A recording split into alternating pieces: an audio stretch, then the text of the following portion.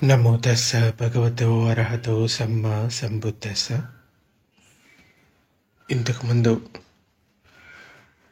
Magic of mind ఆ విషయాల గురించి చెప్పుకుంటూ వస్తున్నాము.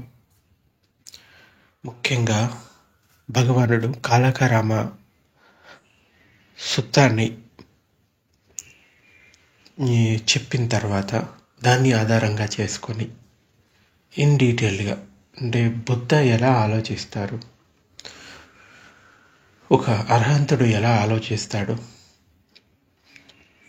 ఆ విషయాలని అంటే ధమ్మాలను ఏ విధంగా విశ్లేషణ చేసి తెలుసుకుంటారు అన్న విషయం గురించి మనకి చెప్పడం జరుగుతుంది. లోకీయ సత్యాలు భ్రమింపచేసేవి, పరమ సత్యమైన నిబ్బానంలో ఎలాంటి భ్రమలు ఉండవు. మనకి అసజ్జి బంతే సారిపుత్రునితోటి అంటే సారిపుత్ర బంతేతోటి చెప్పిన మాటలు ఈ పటిచ్చ సముపాదం గురించి. మనసు అంటే విజ్ఞానం, సంజ్ఞ, వేదన ఇంకా సంకారాల సముదాయం. అలాగే రూపం అంటే 4 ధాతువులు మరియు వాటి 4 ధర్మాలతో కూడిన అట్టకలాపాల సముదాయం. ఈ అట్టకలాపాల ధర్మాలే వేదనా స్కందపు ధర్మాలు. ధాతువులు బయట ఉంటాయి, లోపల ఉంటాయి. విశ్వమంతా ధాతు నిర్మితమే. 4 మహాధాతువుల కారణంగానే ఈ రూపస్కందం ఏర్పడుతుంది. ఈ అట్టకలాపాలు అవి కూడా పుట్టిగిట్టేవి. అంటే ఈ శక్తి నిత్యత్వ సూత్రం ప్రకారం పదార్థం శక్తి పదార్థంగా మారుతుంది. అంటే వృక్షజాతి సూర్యశక్తిని పదార్థంగా మార్చుకొని జీవనాన్ని సాగిస్తుంటే, జంతుజాతి పదార్థాన్ని శక్తిగా మార్చుకొని తమ జీవనాన్ని సాగిస్తున్నాయి. ఈ ప్రకృతి జీవన క్రమం అంతా కూడా అష్టకలాపాల పుట్టిగిట్టువుల వల్లనే జరుగుతుంది. ఈ అట్టకలాపాలు నామరూపాలలో స్పర్శ జరిగినప్పుడే పుడుతూ ఉంటాయి. స్పర్శ అంటే చర్మం యొక్క స్పర్శే కాకుండా 6 ఆయతనాలకి వాటి విషయాలతో జరిగే స్పర్శ. అంటే కంటితోటి జరిగే స్పర్శ అంటే కన్ను రూపాన్ని చూస్తుంది, చెవులు శబ్దాలను వింటాయి, నాలుక రుచిని తెలుసుకుంటుంది. అంటే ఒక పదార్థంతో ఈ ఇంద్రియాలకి మధ్య జరిగే స్పర్శ ఆయా ఇంద్రియాలతోటి. అంటే పుట్టిగిట్టే ప్రతిదీ ఒకదానిపై ఒకటి ఆధారపడకుండా కొనసాగలేవు. ఈ అట్టకలాపాల ధర్మాలను అంతర్మనసు ఒక రకంగా భావిస్తే, బాహ్య మనసు మరో రకంగా భావిస్తుంది. ఒకదానికొకటి ఆట ఆడుకుంటూ ఉంటాయి. విజ్ఞానం నామరూపాలలో ఆడే నాటకంగా జీవితాన్ని భావించవచ్చు. అయితే ఈ విజ్ఞానం మనసుకి వేరుగా లేదు. మనసు గురించి తెలుసుకునేదే అంటే వేరే ఇంకెవరో కాదు, ఈ మనసు గురించి కూడా తెలుసుకునేది. అలాగే ఈ విజ్ఞానం పంచస్కందాలతో ఆడే నాటకమే ఈ అంతర్నాటకం. అంటే మనసులోని ఒక భాగమే ఈ విజ్ఞానం. సో మనం మనసు అని చెప్పుకునేది దీన్నే అని కూడా చెప్పుకోవచ్చు, ఒక రకం కాన్షియస్నెస్. ఈ నాటకంలో ఒక యుద్ధం ప్రదర్శితమవుతుంది. 2 వర్గాల మధ్య యుద్ధం జరుగుతుంది. అటు ఇటు చంపుకోవడాలు, చావడాలు అనిపిస్తాయి. కానీ నిజంగా ఎవరు చావరు, అంత నాటకం. కానీ చూసేవాడు ఏదో ఒక పక్షం పట్ల అభిమానాన్ని చూపుతాడు. తన పక్షం వాళ్ళు మరణిస్తే దుఃఖం, ఎదుటి వాళ్ళు మరణిస్తే సంతోషం.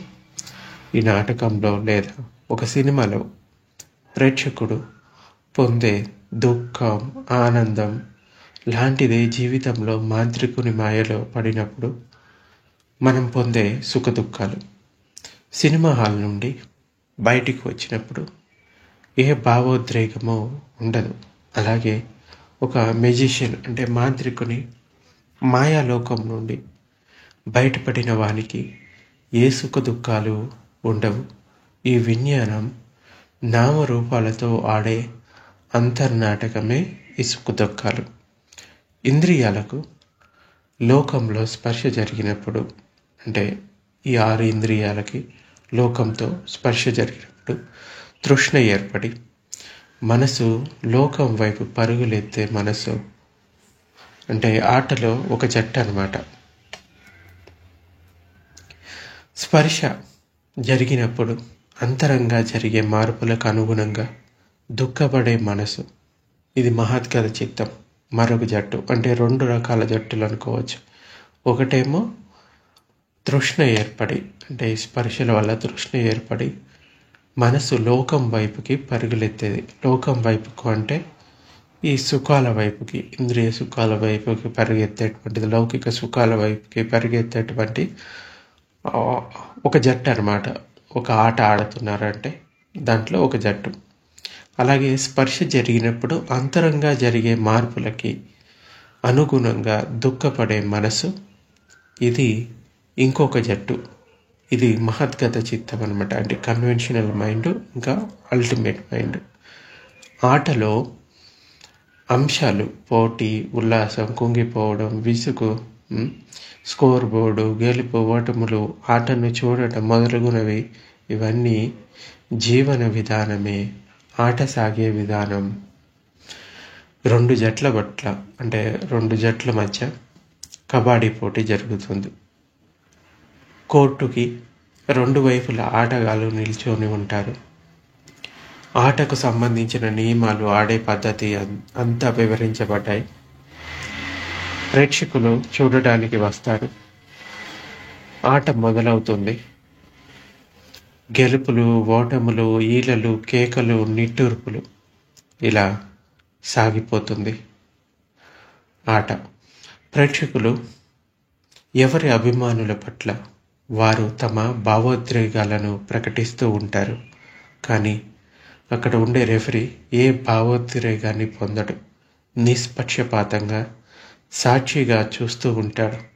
గెలిచిన వారికి బహుమానం ఇస్తాడు. అలాగే మన అంతర్నాటకంలో మనసే 2 జట్టులుగా విడిపోతుంది. ఒకటి అంతర మనసు, రెండోది బాహ్య మనసు. బాహ్య మనసు లోకం, అంటే ఈ బాహ్య మనసు అనే జట్టు ఇంద్రియాలు, ఇంద్రియ విషయాలు, అంటే ప్రపంచమైతే అంటే అంతర్ మనసు వచ్చేసి అది ఇంద్రియ విజ్ఞానాలు, వేదనలు, వాటి ధర్మాలు, ఇంకా సంజ్ఞా ధర్మాలు, సంకార ధర్మాలు, ఇంకా ధాతువులు, ధాతు ధర్మాలు, ఇలా 2 జట్లు అన్నమాట. బాహ్య మనసులోని ఒక ఆటగాడైన కన్ను కూతకెళ్ళింది. అంతర మనసులోని చక్షు విజ్ఞానాన్ని తాకింది. అంటే కంటితోటి ఏదైనా రూపాన్ని చూసాము అంటే ఫస్ట్ అక్కడ చక్షు విజ్ఞానం అన్నది ఉత్పన్నమవుతుంది. సో ఈ చక్షు విజ్ఞానాన్ని తాకింది. సంస్కారాల మూలంగా ఉపాదానం చెంది కొత్త సంస్కారంగా పట్టుబడింది. విజయవంతంగా వెనుతిరిగి దాటలేకపోయింది. దుఃఖ సంకారంగా అంతర మనసులో బందీ అయింది. ఇక ఈ గుప్త సంస్కారంగా కారాగారం పాలైంది. ఇక్కడ ఒక ప్రేక్షకుడు బాహ్య జట్ల పట్ల అభిమానం కలవాడై దుఃఖాన్ని పొందాడు. ఇక్కడ విచిత్రం, ఒక ప్రేక్షకుడే కూడా మనసే అన్నమాట, వేరే ఇంకెవరూ కాదు. సో అంతర మనసులోని ఈ చక్షు సంకారం కూతకెళ్ళింది. బాహ్య ఆటగాడైన కన్నును తాకింది.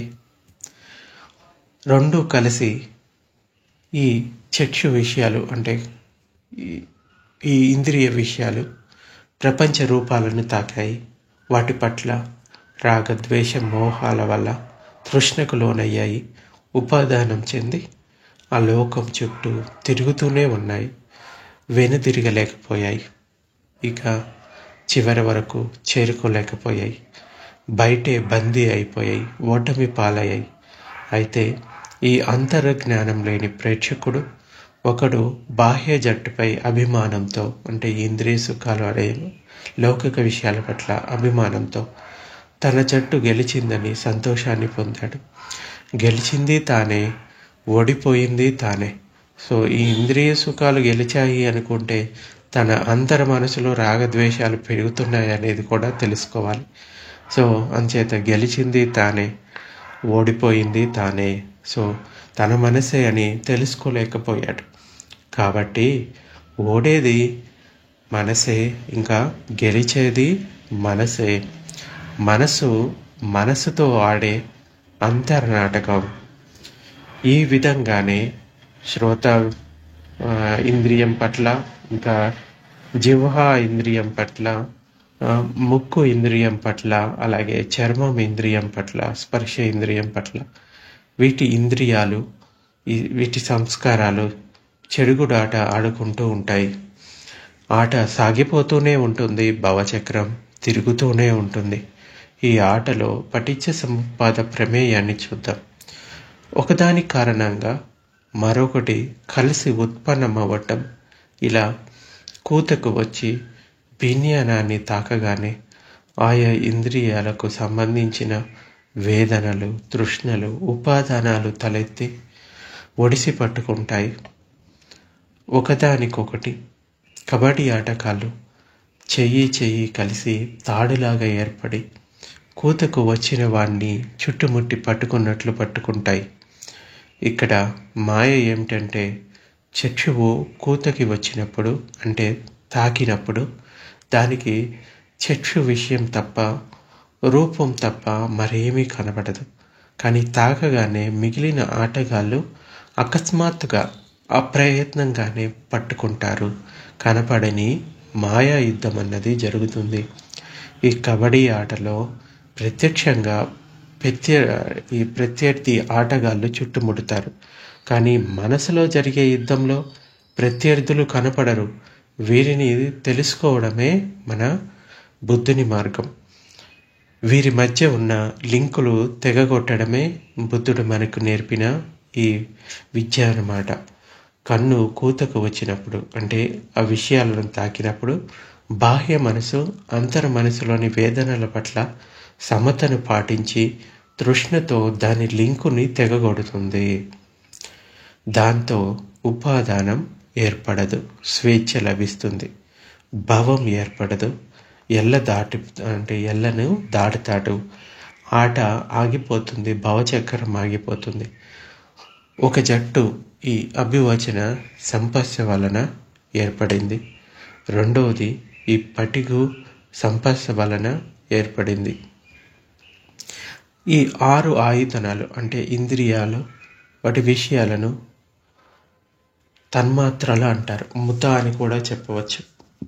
ఈ తన్మాత్రలో ఆయుధనాలకు స్పర్శ జరుగుతుంది. ఈ సంపస్స అనేది 2 విధాలుగా ఉంటుంది. అభివసన సంపచ్చ అంటే సంపస్స, రెండవది పటిగు సంపస్స. భగవానుడు ఒక సూత్రంలో ఇలా చెప్తాడు: ఆనంద, నామరూపాల యొక్క స్కందాలు అయిన విజ్ఞాన ధర్మాలు, అలాగే సంజ్ఞా ధర్మాలు, ఇంకా సంకార ధర్మాలు, వేదనల ధర్మాలు లేకుంటే ఈ అభివచన సంపస్స ఉత్పన్నమవుతుందా అని అడుగుతాడు. లేదు బంతే అని సమాధానం చెప్తాడు ఆనంద బంతే. అయితే ఆనంద, నామరూపాల యొక్క స్కందాలు అయిన ఈ విజ్ఞాన ధర్మాలు, సంజ్ఞా ధర్మాలు, సంకార ధర్మాలు, ఇంకా వేదన ధర్మాలు లేకుంటే ఈ పటిగు అంటే వ్యాపాదం లేకపోతే వ్యతిరేకత సంపస్స ఉత్పన్నమవుతుందా అంటే లేదు బంతే అని చెప్తాడు. కనుక ఆనంద, స్పర్శ ఉత్పన్నం అవడానికి మూల కారణం ఇదే. అంటే ఈ ఇంద్రియ విషయాలు, అలాగే మనసులో ఉండే ఈ 4 భాగాలు. సో ఇవి ఉండబట్టే ఇక్కడ ఈ స్పర్శ జరిగి అన్ని రకాల విషయాలు ఉత్పన్నమవుతున్నాయి. అదే ఒకవేళ ఈ విజ్ఞాన ధర్మాలు, సంజ్ఞా ధర్మాలు, ఈ సంకార ధర్మాలు, ఇంకా వేదన ఇవి లేకుంటే ఈ అసలు ద్వేషము లేదు, అలాగే ఈ అభివచన సంపస్స లేదు. సో ఇంద్రియ విషయాల్లో ఆనందించడం అనేది కూడా ఏది ఉండదు. మనం మాట్లాడే భాషా జ్ఞానం, మనం నేర్చుకున్న భాషా జ్ఞానం, చూసి చదివి విని నేర్చుకున్న విజ్ఞాన జ్ఞానం అన్నమాట. మన ఆలోచనల జ్ఞానం ఏదైనా సరే మనం మాటల ద్వారా వివరించగల జ్ఞానం అన్ని మౌలిక సంపస్స జట్టుకి కిందికి వస్తాయి. ఈ సంపస్స జట్టు కిందికి స్పర్శ జరిగిన వెంటనే ప్రతిస్పందిస్తూ అంతరంగా ఈ సంస్కారాల, తృష్ణల, ఉపాదానాల కారణంగా ఉత్పన్నమయ్యే వేదనల జట్టు ఒక జట్టు ప్రతిస్పందిస్తుంది. కనుకనే ఇది పటిగు సంపస్స జట్టు అన్నమాట. స్పర్శ జరిగినప్పుడు కలిగే తృష్ణ వలన ఏర్పడే సంకారాలు ఈ పటిగు సంపస్సగా చెప్పబడ్డాయి. పటిగు అంటే ద్వేషము, వ్యతిరేకత అని కూడా చెప్పవచ్చు, ప్రతిఘటించడం. ఈ సంస్కారాల బాహ్య వ్యక్తీకరణే అభివచన సంపస్స. ఈ పటిగు సంపస్స జటలుగా అంతర్చిత్తంలో అల్లుకొని ఉంటాయి. ఈ జటలే కబడ్డీ ఆటలో కూతకు వచ్చినవన్నీ పట్టుకొని బంధిస్తాయి. అయితే సవిజ్ఞానక కాయం అంటే ఈ శరీరం విజ్ఞానంతో కలిసి ఉంటుంది, సముదాయమై పుడుతూ గిడుతూ ఉంటుంది. ఈ ఇంద్రియ అవయవాలు అంటే ఈ శరీరానికి సంబంధించినవి. ఆయితనాలు అంటే విజ్ఞానం, సంజ్ఞ, వేదన, సంస్కారాలు ఇవి చిత్తానికి సంబంధించినవి. అయితే ఈ శరీరంలోని ఇంద్రియాల ద్వారా, బయట నిమిత్తాల ద్వారా ఇంద్రియ విజ్ఞానం విషయాలను తెలుసుకుంటుంది. అంటే స్పర్శ జరిగి ఇంద్రియ విజ్ఞానం అనేది అక్కడ ఉత్పన్నమవుతుంది. ఈ దృశ్యాల నిమిత్తంగా కన్ను, ధ్వనుల నిమిత్తంగా శ్రోత అంటే చెవి, రుచుల నిమిత్తంగా జిహ్వ అంటే నాలుక, స్పర్శ నిమిత్తంగా చర్మం, వాసనల నిమిత్తంగా ఘానం అంటే ముక్కు, ఆలోచనల నిమిత్తంగా మనస్సు. ఇలా ఆయుధనాలు పనిచేస్తాయి. ఈ నిమిత్తాలు లేకుండా ఆయా విజ్ఞానాలు ఉత్పన్నమవ్వవు. ఆయుధనాలు పనిచేయవు.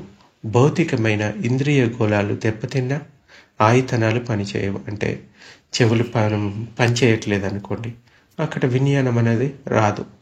కన్ను గుడ్డివాడు అనుకోండి, అక్కడ చక్షు విజ్ఞానం అనేది ఉత్పన్నమవ్వదు. అయితే భగవానుడు ఇలా చెప్తాడు, ఒక చివర నామం, మరో చివర రూపం, మధ్యన విజ్ఞానం. ఈ మూడింటిని కట్టిపడేసేదే తృష్ణ. ఈ తృష్ణ ఈ మూడింటిని కట్టిపడేయటం వలన అంటే ఈ జట వలన, చిక్కుముడి వలన ఉనికి అంతా జరిగిపోతుంది. ఒక చివర 6 ఇంద్రియాలకు సంబంధించిన 4 స్కందాలు ఉంటే మొత్తం 6 ఇంద్రియాలు ఇంటూ 4 స్కందాలు అంటే 6 ఇంద్రియ విషయాలు ఇంటూ ఈ 4 స్కందాలు, విజ్ఞానము, వేదన, సంజ్ఞ, ఇంకా సంస్కారాలు మొత్తం కలిపితే 24. మరో చివర 6 ఇంద్రియ గోళాలు, మధ్యన విజ్ఞానం. అంటే ఈ మూడింటిని కట్టిపడేసేది తృష్ణ.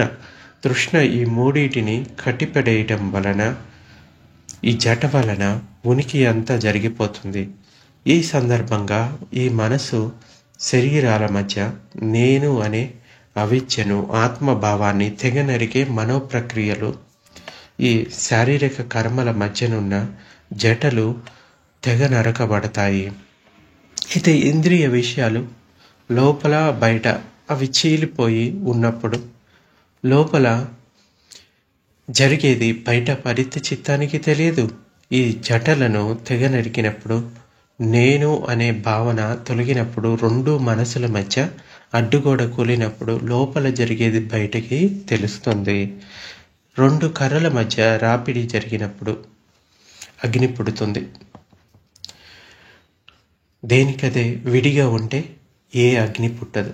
అలాగే సముదాయమయ్యే ఉత్పన్నమయ్యే ఈ స్కందాల వలన తృష్ణ అగ్ని పుడుతుంది. స్పర్శ వలన సంజ్ఞ వేదనలు ఉత్పన్నమవుతాయి. స్పర్శే లేకుంటే ఉత్పన్నమవ్వవు.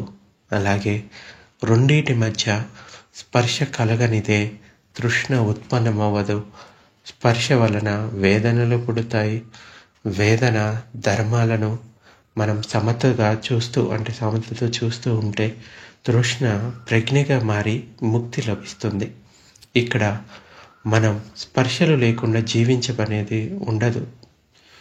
ప్రతి సెకండ్ కూడా ఈ ఇంద్రియాలతోటి వాటి విషయాలతోటి స్పర్శ జరుగుతూనే ఉంటుంది. స్పర్శ జరగకుండా ఉండదు.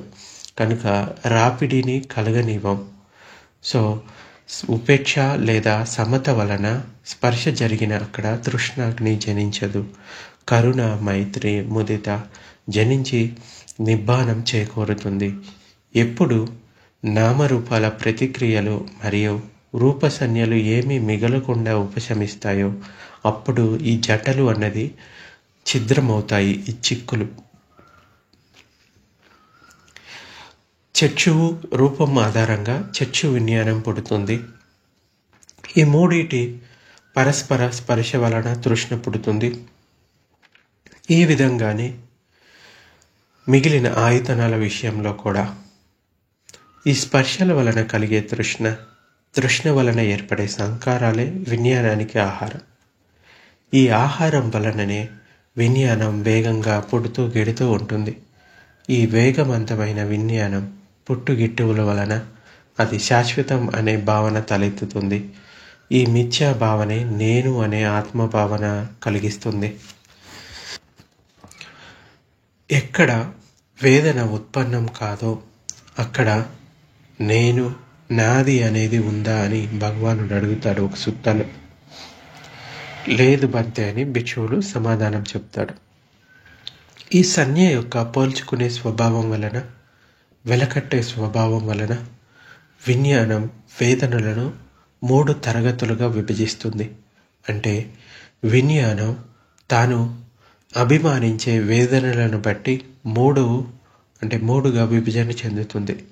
సుఖ వేదనలను రాగం అభిమానించేది, ఇంకా దుఃఖ వేదనలను ద్వేషం అభిమానించేది, అదుఃఖ వేదనలను మోహం అభిమానించేది. ఈ సంజ్ఞ అనాది సంకారాలను బట్టి ఇలా పోల్చుకుంటూ ఉంటుంది, వెలకడుతూ ఉంటుంది. ఇలా వేదన ధర్మాలు కూడా కారణం వలనే 3 రకాలుగా ఉంటాయి. సుఖవేదన, దుఃఖ వేదన, ఇంకా అదుఃఖ వేదన. ఈ వేదనల వలనే నాకు సుఖంగా ఉంది, నాకు దుఃఖంగా ఉంది, నాకు మోహం కలిగింది అనే భావన కలుగుతుంది. వేదనలు లేకుంటే తృష్ణ తలెత్తదు, నేను అనే భావన కలగదు. అందుకే ఇంతకు ముందు ఒక లైన్ చెప్పారు కదా భగవానుడు, ఎక్కడ వేదన ఉత్పన్నం కాదో అక్కడ నేను నాది అనేది ఉందా అని అడిగితే లేదు బంతే అని సమాధానం చెప్తారు. అయితే ఈ పటిచ్చ సముత్పాద పచ్చయాలు అంటే కార్యకారణ సిద్ధాంతం, ఈ కాటాకు నిలబెట్టే వాసాలు ఏంటంటే ఈ భావాన్ని నిలబెట్టే పటిచ్చ సముత్పాద పచ్చయాలు 3 విభాగాలుగా విభజించవచ్చు.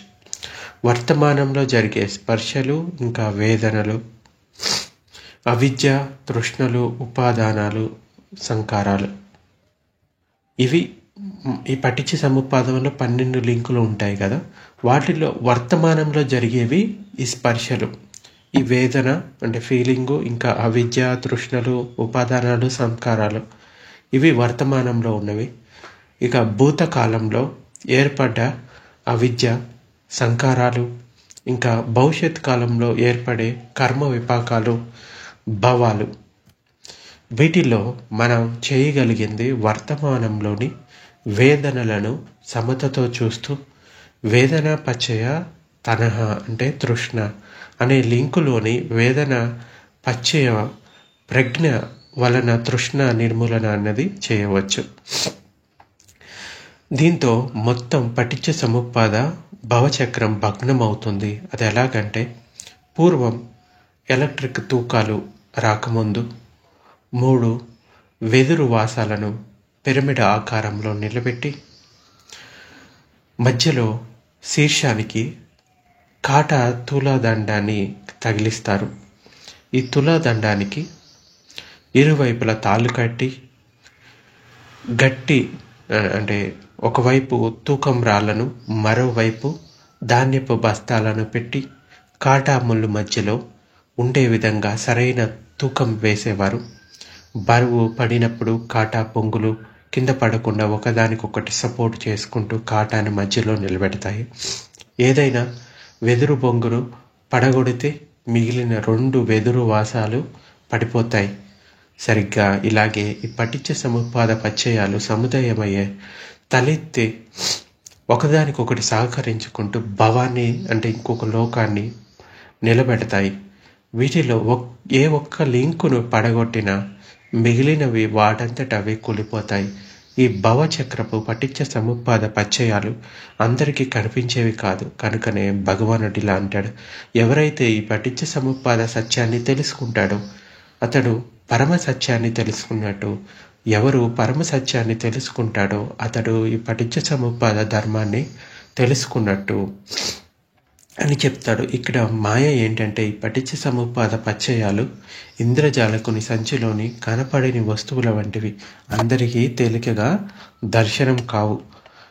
మన ఇంటిలో ఒక ఎలక్ట్రిక్ మోటారు న్యూట్రల్ నుండి అంటే ఫేస్కి సర్క్యూటు పూర్తయితేనే తిరుగుతుంది.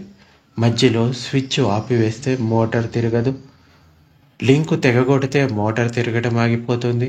ఈ విధంగానే ఈ భవచక్రపు పటిచ్చ సముపాదపు లింకుని తెగగొడితే భవచక్రం కూడా తిరగడం ఆగిపోతుంది. ఇక్కడ మాయ ఏమిటంటే, స్విచ్ అందరికీ కనపడదు.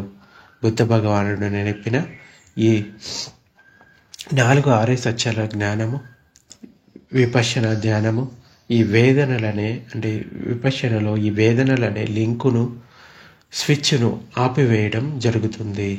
సో అందుచేత ఈ వేదనల పట్ల సమతతోటి ఉండటం అన్నది ఇక్కడ ఎందుకు ముఖ్యమంటే, కొత్త తృష్ణలు కలగకుండా ఉండాలి, ఉన్న తృష్ణలు తగ్గిపోతూ ఉండాలి.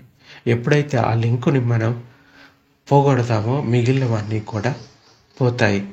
అందుచేతే ఈ పంచస్కందాలను అర్థం చేసుకోవాలి, ఈ పటిచ్చ సముపాద జ్ఞానాన్ని అర్థం చేసుకోవాలి, 4 ఆర్య సత్యాల జ్ఞానాన్ని కూడా తెలుసుకోవాలి. సో ఇది ఈరోజు ప్రవచనం.